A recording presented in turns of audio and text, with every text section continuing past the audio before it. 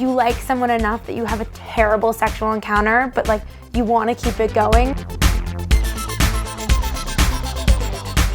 Hey everyone, Nikki Novak here in the Young Hollywood studio with the star of the hit show Girls, Zosia Mamet. Hi, I'm obsessed with Girls. I'm obsessed so happy with that the you show. like it. Love it.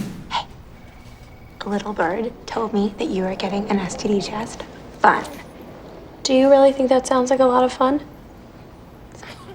I mean, like, just to get to have sex and then have a test about it? This thing asks you if you wear a seatbelt and if you operate machinery. Those are important things. If you're gonna have a baby, you need to wear a seatbelt and stop operating machinery. And I heard that when you auditioned for it, that you sent in a tape, but you were really, really sick. I did. I was terribly ill. I had pneumonia. And you were working though, you were working on a film? I was working on a film in upstate New York in the middle of nowhere, and their country doctor told me that I had a cold. Wait a second, their country doctor? There was like one doctor. In the whole town? In like it's like not even a town. It's like the middle of nowhere. And they brought her in and she like listened to like the phlegm rattling in my lungs and she was like, you have a cold. And I was like, I think I have pneumonia. And I sent in a tape, never thought I would get the job, totally did.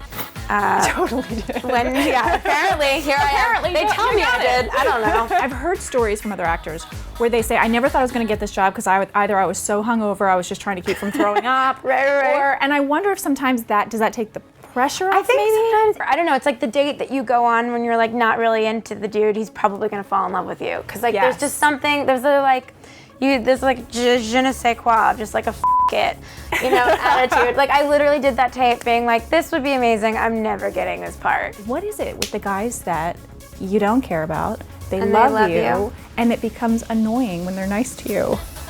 I don't know, it's terrible. It's a terrible thing. It's so hard to watch that because you're like, if only you loved him back, yes, this would be perfect. Yes. But she doesn't, and it's not. It's actually terrible. Well, the show, it's so real. And I know you were saying before we started rolling about how people have come up to you and said, it's too real. Some people, I think, have found it too.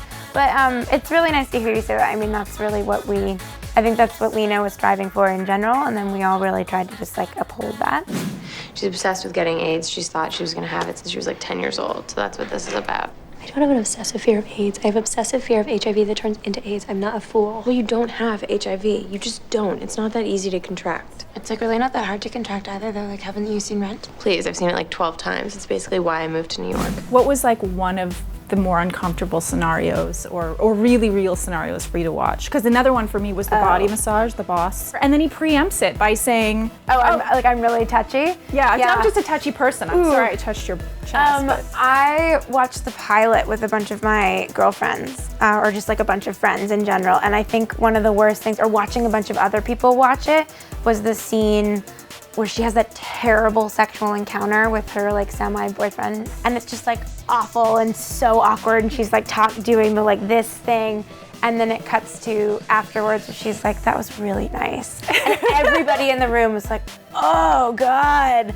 And I think because like inevitably someone had experienced that, where like you like someone enough that you have a terrible sexual encounter, but like you want to keep it going, so you make up in your brain that it was really great, One thing I read about you is that you're a huge bookworm. Is that true? It is true. Is that you actually didn't watch TV growing up? I didn't really watch TV growing up. Did you watch Sex and the City? Because your character's I did watch Sex and the City. Okay. I did growing up. I did watch that, I think a little too young, because my older sister was watching it.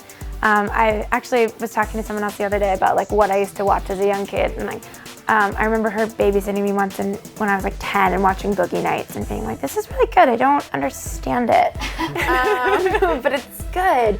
So Bookworm, 3 books that girls out there have to read. Oh Any my God. recommendations? My house is literally covered in books. Okay, 3 books that I'm really obsessed with right now. I just read this book called Rebecca, which is actually my favorite Hitchcock movie, but it's based off this book that was written by this woman, Daphne du Maurier, and it's so good. And sort of along the same lines of like old school thrillers. Okay. There was this writer named Mary Elizabeth Braddon who wrote like all of these really incredible thrillers, and she wrote this one called Lady Audley's Secret, which is like aces. I just read, which I'd never read before, To Have and Have Not, which was like a Hemingway book Hemingway, yeah. that I'd never read, which is totally different from the movie. Nothing like it at all. Right. Really good, really depressing. He was obviously like on a bender when he wrote it. But super solid, and I would suggest, it's like obviously it's like a less known one, but very good. Well, thank you so much for coming in. Yeah, thank and you for girls, having me. read and watch her show. Yay.